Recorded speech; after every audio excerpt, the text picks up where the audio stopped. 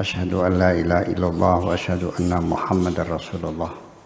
Allahumma salli ala sayyidina Muhammadin wa ala alihi wa sahabatihi ajma'in, amma ba'd. Kita masuk halaman 758. Alinea pertama, alinea terakhir, kedua sebelum terakhir. Walaqad kana itu ya. Walaqad kana al-masjidu huwa nadwatul jama'atil muslimah. Masjid pada zaman itu, abad ke-7 di masa Nabi masih hidup, adalah merupakan gedung serbaguna, nadwah. Itu gedung serbaguna, tempat berkumpulnya banyak orang di situ.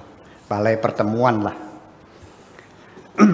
Jadi jangan kita memahami masjid seperti sekarang yang hanya untuk sholat saja, tidak. Masjid di zaman Nabi itu adalah nadwah. Ini yang mengatakan Syed Qutb ini. Ya, jadi yang mereka itu pencong menjaga sakralisasi masjid sampai habis sholat dikunci. Ya kan, tidak boleh bicara urusan dunia, nanti amalnya 40 tahun nggak diterima. Itu kan mengkerdilkan masjid sebagai tempat pertemuan orang banyak. Ini mau dicatat ya, ini yang mengatakan Syed Qutb. Dulu saya mengatakan begitu, saya banyak diprotes. Sekarang saya buktikan nih Syed Qutb mengatakannya. Ya. Masa rapat Karang Taruna di masjid? Masa? itu satu. Talaqa fihi wa tatajamma'u lis-salat.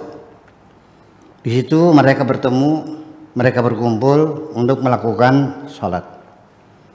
Wa li syu'unil hayat, dan juga membicarakan urusan kehidupan. Ya, tentang kesehatan, kebersihan, pendidikan dan sebagainya. Nabi juga latihan perangnya di masjid. Nabi juga mendidik sahabatnya di masjid. Nabi juga mendamaikan orang bertengkar di masjid. Nabi juga mengobati orang sakit di masjid. Namanya apa itu? Makanya serbaguna. Saya taruh di masjid itu namanya gedung serbaguna, bukan masjid. Habis nanti kalau masjid kan nanti anak perempuannya haid nggak boleh masuk. Padahal di situ mereka belajar. Ya udah. Yeah. Tapi jangan dikasih pengimaman ya. Itu. Tapi di sininya tulis apa? Simbol-simbol masjid itu apa? Iya, kaligrafi itu ya gitu. Nah, kalah-kalan saya aja tuh mah. Wa kana al-mujtama'u al-muslimu kulluhu mujtami'an maftuhan. Dan ketika itu masyarakat Islam ya berkumpul di situ dan terbuka. Ya, berbicara.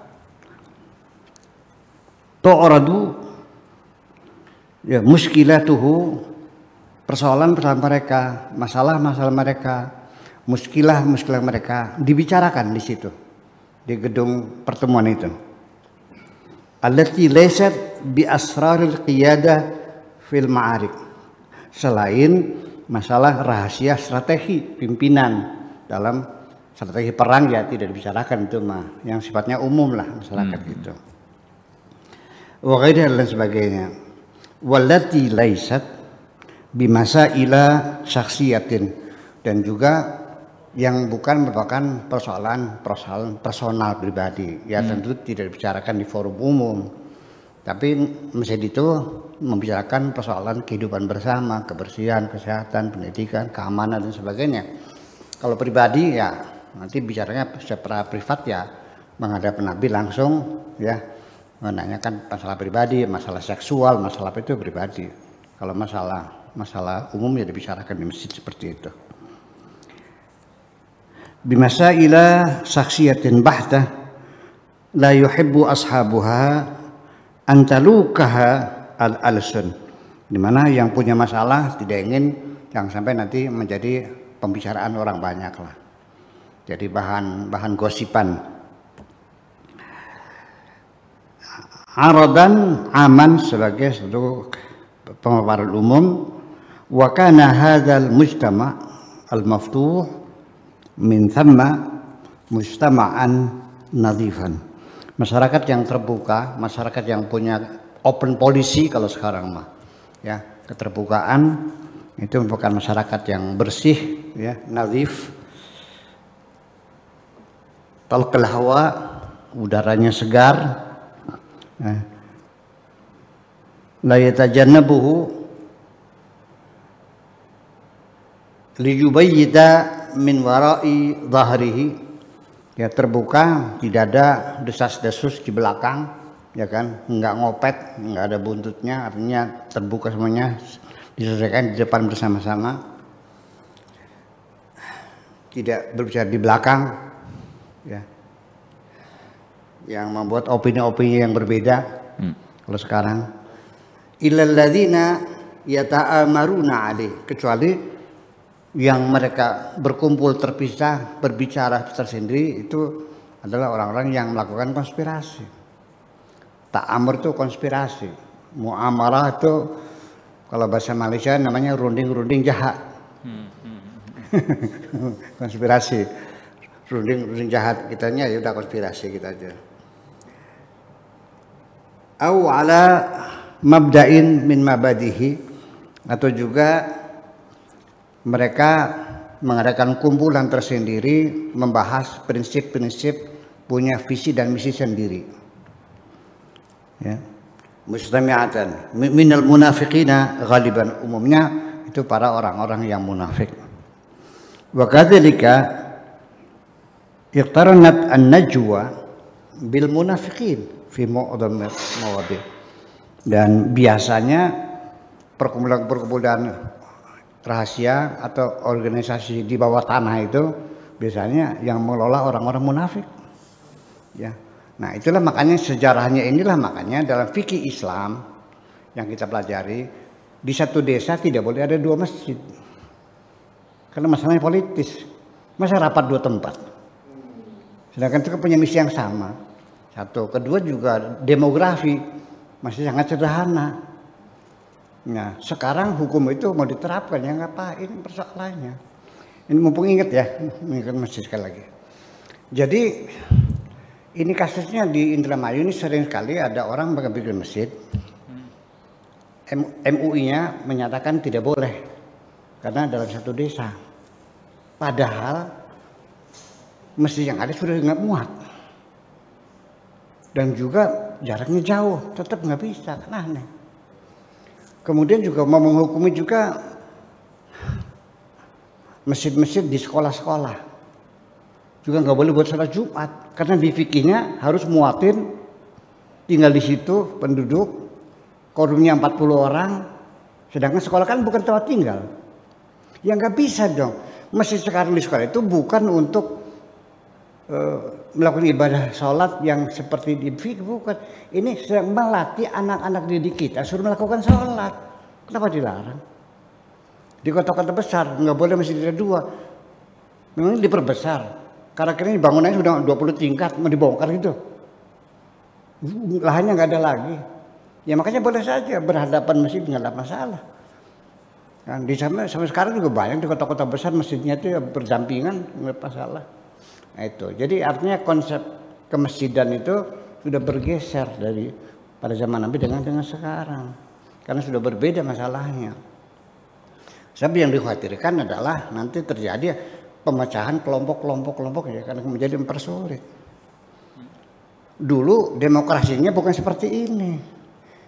Kalau sekarang ya nggak bisa dong orang satu profesi membuat ormas, nggak bisa. Itu udah melawan demokrasi. Karena demokrasi kali ini dalam pikiran kita adalah hak bagi setiap warga untuk berkumpul, untuk berekspresi, untuk menyampaikan pendapat.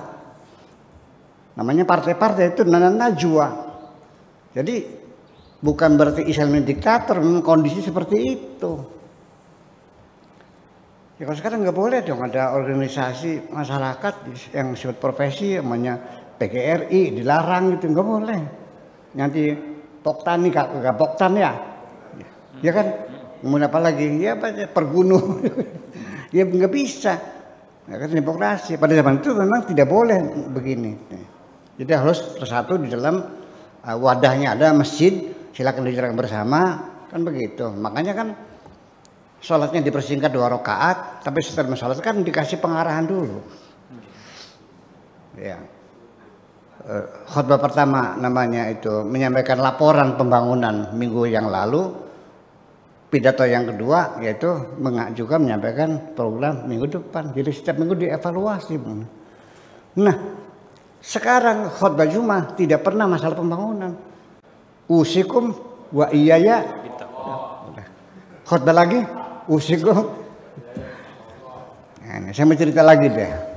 Buang kesal aja nih ini. Saya panametnya diminta untuk khutbah di Masjid Al-A'zam Tulungagung dah, nggak usah disembunyikan, udah tahu semua. Awalnya saya nggak mau, karena saya tidak mau merebut porsi orang lain. Ngimami sholat saya nggak mau, ngimami tahlil saya nggak mau, ngimami sholat jenazah nggak mau. Ya jadi khotib nggak mau, karena itu jatah kamu, sudah saya makmum saja lah juga. Saya pahamkan, saya kan ahli sosiologi juga. Karena mereka memaksa boleh deh. Tetapi Pak Afkar, saya kasih kotak di depan masjid itu, kotak pertanyaan. Nanti pertanyaan itu saya ambil hari ya Senin Selasa gitu, saya ambil ada berapa surat, saya baca, saya jawab untuk khutbah Jumat yang depan. Sehingga selama khutbah di situ isinya apa? Membicarakan tentang hukum bank konvensional, tentang hukum poligami, tentang hukumnya hubungan perbankan, masalah pencangkukan organ tubuh manusia dengan organ binatang. Ya begitulah pertanyaan-pertanyaan yang sebenarnya kontemporer. Pernah 5 kali saya khutbah semacam itu dengan tidak meninggalkan syarat rukun, syahadat, sholawat, segala macam, enggak. Hanya materinya semacam itu. Nah setelah 5 kali khutbah, monggo-monggo, alhamdulillah saya dapat surat dari Ketua DKM, ucapan terima kasih atas partisipasi Anda ikut memberikan khutbah Jumat. Wassalamualaikum, terima kasih, alias dipecat. Ternyata pertanyaannya begini, Anda ini khutbah atau pidato? Oh, masa khutbah aja karena perbankan? Khutbah kan bab takwa. Itu surga, ganjaran, pahala, neraka, kan itu bahasanya, bukan perbankan. Ya akhirnya saya jawab, Pak Kiai, tadi pertanyaan khutbah atau pidato. Saya bilang kalau khutbah itu bahasa Arab, kalau pidato itu bahasa Indonesia. Bahasa Indonesia yang bacot. Terus saya nggak pergi, udah gitu aja, selesai. Ya artinya bahwa ibadah sholat itu dianggapnya ibadah mahdoh. Ini yang melakukan distorsi ibadah menjadi ibadah mahdoh dari mahdoh. Ibadah ya ibadah. Yang membedakan bukan mahdoh dan bukan mahdoh, yang membedakan majikanmu siapa. Kalau majikan adalah Tuhan, semuanya ibadah. Itu aja persoalannya. Setuju nggak? Gitu. Iya, ini perlu dirubah pemikiran ya. Iya, jadi apapun ibadah. Apakah partai politik, apakah jadi dosen, apakah jadi jadi semuanya ibadah kalau majikannya Allah mah. Itu artinya yang benar-benar dibuktikan bahwa Anda bekerja untuk kesejahteraan umat. Selesai kan? Itu aja persoalannya. Nah, itulah yang jadi persoalan, perbedaan situasi kondisi, supaya jangan salah paham bahwa larangan perkumpulan di sini artinya menghindari adanya perpecahan umat. Karena suasana demokrasi sudah berbeda. Sebetulnya mah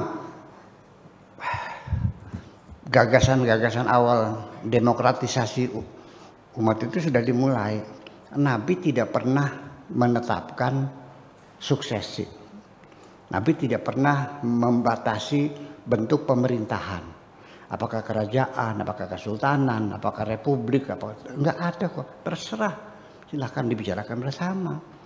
Makanya ketika meninggal kan tidak ada suksesi yang dipastikan. Silahkan dipisahkan. Itu kan mulai demokrasi. Pemimpin yang dipilih itu baru terjadi. Nah, tetapi ketika itu peradaban Arabnya belum siap. Jadi hanya baru 4 kali Abu Bakar, Umar, Utsman, Ali itu juga matinya terbantai semua nih. Akhirnya kembali kepada kerajaan lagi zaman Banu Abi Muawiyah. Ya kan? Udah. Setelah itu Daula Abbasiyah, lalu akhirnya Cordoba sampai Fatimiyah sampai sekarang ini, sampai hancur lebur ketika diserang oleh Genghis Khan oleh Holako tahun abad ke-11 itu. Sudah habis sampai sekarang masih sebenarnya belum bangkit lagi. Itulah karena belum siap. Jadi bukan agama Islamnya turunnya terlalu dini ya, tapi bangsa Arabnya belum siap untuk mengimplementasikan pemikiran-pemikiran demokrasi mengarah kepada kesetaraan dan sebagainya. Ya sampai sekarang juga Fakta Madinah juga masih banyak yang tidak percaya kok. Gimana lagi? Iya. Jadi ya sebetulnya kembali lagi bahwa Fakta Madinah itu sama seperti kita bikin negara Indonesia. Dasarnya Pancasila, itu konsensus anak bangsa. Nabi Muhammad bikin negara di Madinah, itu juga berdasarkan konsensus antar agama yang ada, Yahudi, Nasrani, Majusi, segala macam ada. Tanda tangan semuanya setuju, milik kita bersama. Nah, sejak mulainya bergeser karena setelah pemilihan Sayyidina Umar, orang Yahudi diusirin semua. Alasannya iya, karena bikin ulah terus mereka itu persoalannya. Jadi kita mesti kita buka aja sejarah tuh macam itu. Jadi jangan menyalahkan Islamnya ya, masih kalau menyalahkan Islamnya kemudiannya gitu ya, itu risikonya tinggi. Tapi kalau menyalahkan orang Arab kan nggak murtad nggak kan? Kalau saya menyalahkan orang Arab murtad nggak? Yang lagi gitu aja. Risikonya, wis paham. Hati-hati ngomong. Oke lah begitu kira-kira. Oke. Fa hadhihi haqiqatun tanfa'una. Inilah suatu realita ya yang betul-betul bisa kita manfaatkan lah begitu. Fal mujtama' al muslim yajibu an yakuna bari'an min hadhihi dhahirah. Masyarakat Islam harus dibersihkan dari fenomena seperti ini. Wa an yarja'a afraduhu ilaih, dan harus semua pribadi muslim harus kembali kepada ajaran asalnya. Wa ila qiyadatihim al-amah, dan kepada pimpinan umum ya, Kanjeng Nabi dan para petingginya. Bima yakhturu lahum, apa yang bahaya bagi mereka, minal khawatiri, dari berbagai macam persoalan, au bima yu'radu lahum min khitatin, atau juga apa saja yang mereka hadapi berupa rencana-rencana, wattijahat, dan juga aliran-aliran, au muskilatin, atau juga berbagai persoalan-persoalan. Wan nasrul qur'ani huna yastathni naw'an minan nujwa. Nah, dalam nas Al-Qur'an di sini dikecualikan ada satu bentuk perkumpulan yang diperbolehkan. Jadi tidak seluruh perkumpulan, tapi ada perkumpulan yang diperbolehkan sebagai pengecualian. Yaitu apa? Huwa fil haqiqati laisa minha. Perkumpulan yang diperbolehkan itu bukan najwa, bukan perkumpulan orang-orang munafik. Ya. Wa in kana lahu syakluha, tetapi bentuknya sama. Adanya ormas gitu. Ada ketuanya, katanya bendaharanya gitu kayak di sini tuh. Ya, perkumpulan ormas organisasi masyarakat. Sesuai dengan firman Tuhannya, illa man amara bisadaqatin, kecuali perkumpulan itu menggalakkan orang untuk bersedekah. Ya. Au ma'rufin, atau berbuat kebajikan. Au islahin bainan nas, atau mendamaikan manusia. Jadi misi perdamaian, misi kebajikan, kebaikan itu boleh. Ya, kalau sekarang ada Rotary Club, ada Lions Club, ada koperasi, ada, itu boleh, itu sifatnya. Tapi yang sifatnya politis nggak boleh, karena jangan itu. Jadi kita kaji secara antropologis lah ini, bahwa kondisinya sangat itu masih sederhana. Begini, saudara sekalian. Ini kalau kita bicara demokrasi dalam Islam, ya gimana? Ya berubah ya, saya nggak bisa ngomong demokrasi dalam Islam. Ya Ya gimana? Zaman dulu.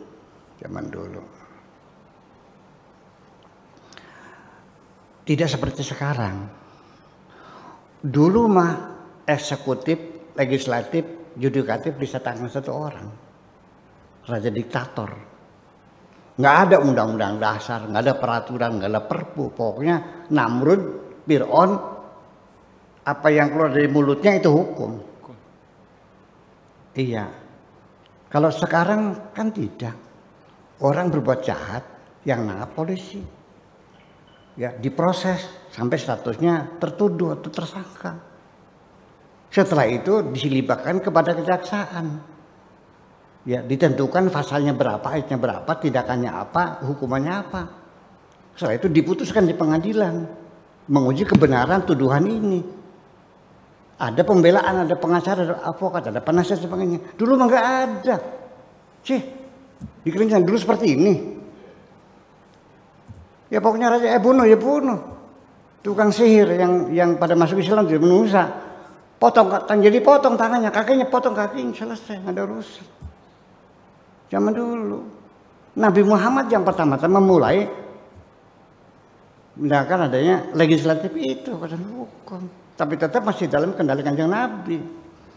Itu kan. Jadi makanya kan saya akan mengatakan, jadi gini, orang kalau punya salah sekarang ini, kalau lihat polisi jaga jarak, lihat pengacara, lihat jaksa meriang, dulu rumahnya meremang. Kalau sedang ketemu sama hakim, cari akal, cari alibi gitu. Nah seperti itulah kira-kira. Jadi ini kan peradaban kita sudah pada puncak peradaban. Ya, cuman saya ada ide satu lagi sesungguhnya. Kalau betul-betul trias politika, nanti pemilihan umumnya itu ada 3, memilih eksekutif, memilih rakyat langsung, legislatif, rakyat milih langsung oleh yudikatif. Ya, 3 lembaga ini betul-betul independen. Tapi kalau yudikatif diangkat oleh legislatif, eksekutif berarti hanya 2 dong. Catat aja. Iya kan? Jadi milih presiden, hakim agung, sama DPR. Milih presiden mengangkat menteri-menterinya, hakim agung mengangkat, masuk polisi, cak sebagainya, yang DPR seperti itu. Betul-betul 3 tidak bisa saling jatuh menjatuhkan. Itu mungkin lebih istimewa lagi, barangkali. Ini mah lagi pikiran ngaso aja nih mah. Iya kan? Gitu. Jadi ya seperti itu dia. Ini kan cukup berkembang. Jadi artinya bahwa itulah kalau bicara hukum nggak selesai lagi. Oke, kita lanjut aja deh. Jadi organisasi masyarakat, ormas-ormas masyarakat yang sifatnya menyebar kebajikan, pertolongan, menyantuni anak yatim, ada lagi jamiah mayat, ada lagi sekarang. Jadi di kampung itu ada jamiah mayat, jamiah kematian. Jadi nabung gitu, nanti untuk membantu mayat yang tidak punya biaya beli kafannya, itu kan bagus. Itu pasti diizinkan. Tapi kalau perhimpunan sifatnya ideologi dan ini ya nggak boleh dong. Itu mesti. Jadi kebijakan semacam itu juga setiap zaman akan berubah lah. Sangat kondisional sekali. Illa man amara bisadaqatin au ma'rufin au islahin bainan nas. Dah segitu aja deh. Dah. Assalamualaikum warahmatullahi wabarakatuh.